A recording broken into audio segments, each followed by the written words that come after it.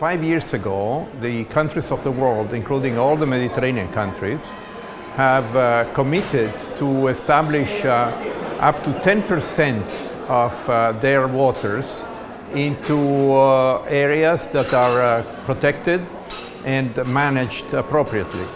So since we are now halfway between 2010 and 2020, and because now it's 2015, and we are still very far from achieving this target.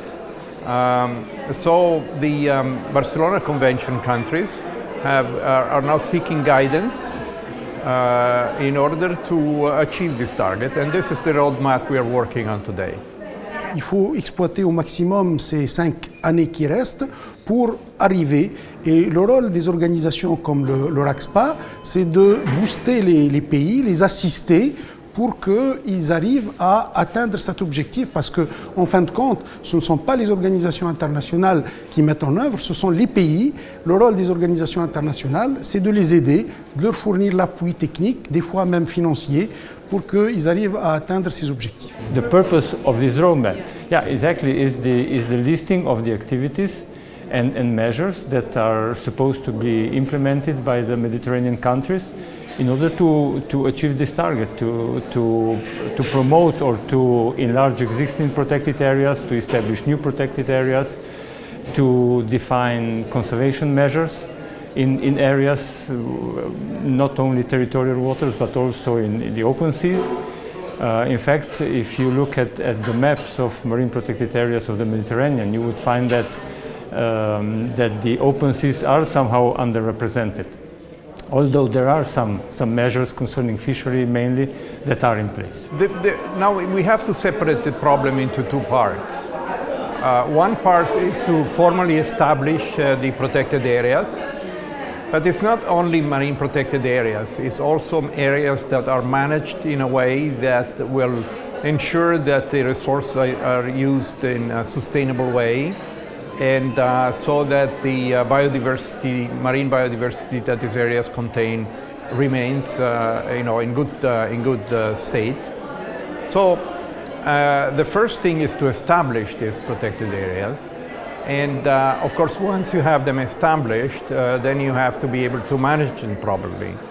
So it doesn't take a lot of resources to establish. It's just, you have to do the studies, you have to put them on a map, you have to pass legislation, you have to work with the local communities so that they are not coming from the top, but they are also part of, so there is a lot of also the awareness, action, etc.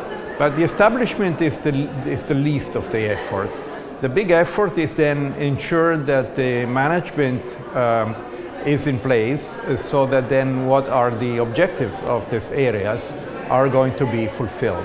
The whole issue about the roadmap is not only to achieve, but how to achieve it in terms of what are the resources needed, how can you convince decision makers in a language that they can understand, how can you provide incentive to them that marine protected areas, our insurance for the future generation. You have resources in terms of marine biodiversity, you have resources of fisheries, for example. You can make use of these resources for other purposes as well, like fisheries, for example, and many other things. So it is a communication tool with the decision makers, especially when we go for the next COP in Barcelona Convention. What is really important is that all this complex of protected areas is financially sustainable. And in the world, we know that protected areas are a huge asset, economical asset. So the ways have to be found also in the Mediterranean for this to happen. And there are many ways to do that, but we have to increase capacity. You have to make to ensure that the governments that are in fact responsible for this do it in the proper way. I am an academic as a professor of marine environment, but at the same time I work for the government. I have been director of nature conservation that deal with all protected areas in Egypt. So I have my own ways of communicating with the decision makers in a way that you speak the same language. You don't talk about marine protected areas in terms of how many species, why they are, no. We talk about marine protected areas in terms of job creation, investment for projects, gender issue, the use of resources, the economics of these resources in a way that you can make proper investment based on cost-benefit analysis and things like that. So it is not just an academic affair that you study an issue and leave it at that level. No, you have the kind of people that they are both academic and decision makers in a way that we can work together to achieve the main purpose that we have agreed upon some years ago in 2010, and we are halfway through. So we have to be very, very practical in terms of assessment of our resources, in terms of what have we achieved so far, what are the main gaps in our knowledge, and how can we overcome this in terms of resources